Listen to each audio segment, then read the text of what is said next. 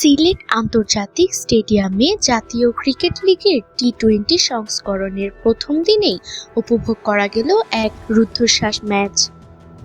ঢাকার বিপক্ষে সিলেটের ওপেনার জিশান আলমের 52 বলে 10 ছক্কার দুর্দান্ত সেঞ্চুরিও দলকে পরাজয়ের হাত থেকে রক্ষা করতে পারেনি।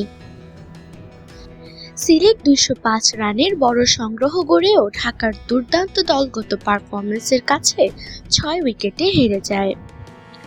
জিশান ইনিংসের শুরু থেকেই আক্রমণাত্মক ছিলেন এবং বিশেষ করে টানা 5 বলে 5 ছক্কা হাঁকিয়ে তিনি ম্যাচের উত্তেজনা আরও বাড়িয়ে দেন।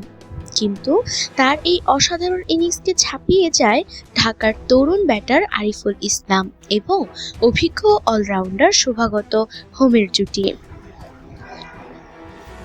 205 রানের বিশাল লক্ষ্য তাড়া করতে নেমে ঢাকার হয়ে 3 নম্বরে ব্যাট করতে আসেন আরিফুল ইসলাম। মাত্র 46 বলে 94 রানের এক ঝড়ো ইনিংস খেলেন তিনি, যেখানে ছিল 8টি ছক্কা। তার বিধ্বংসী ব্যাটিং ঢাকার জয়ের ভিত গড়ে দেয়। আরিফুল তার ইনিংসের পাশাপাশি আরাফাত সানি জুনিয়রের সঙ্গে 43 বলে 83 রানের কার্যকরী জুটি গড়ে ঢাকার স্কোরকে এগিয়ে নিয়ে যান। তবে 13তম ওভারে সেঞ্চুরি থেকে মাত্র 6 রান দূরে থেকে আউট হয়ে যান আরিফুল।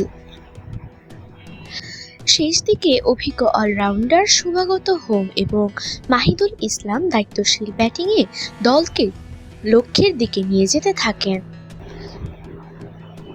শেষ 2 ওভারে উত্তেজনা চরমে পৌঁছায়। 19তম ওভারে শুভাগত একটি নো বলের কল্যাণে ক্যাচ দিয়ে বেঁচে যান, যা ম্যাচের গতিপথ বদলে দেয়। শেষ ওভারে ঢাকার প্রয়োজন ছিল 12 রান এবং পেসার তোফায়েল আহমেদের করা ওভারের শেষ বলে ছক্কা মেরে দলকে জয় এনে দেন শুভাগত। সিলেটের পক্ষে জিশানের ইনিংসটি অবিশ্বাস্য হলেও বাকি ব্যাটাররা বড় কিছু করতে ব্যর্থ হন। সিলেটের বোলাররাও ঢাকার ব্যাটারদের চাপে রাখতে পারেননি, যা পরাজয়ের অন্যতম কারণ।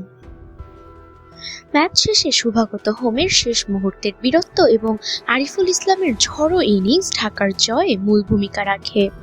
ম্যাচ সেরা হন আরিফুল ইসলাম, যিনি তার 94 রানের অসাধারণ ইনিংসে দলকে কঠিন পরিস্থিতি থেকে টেনে তোলেন। Nusrat Jahan sound, press 20 Bangla.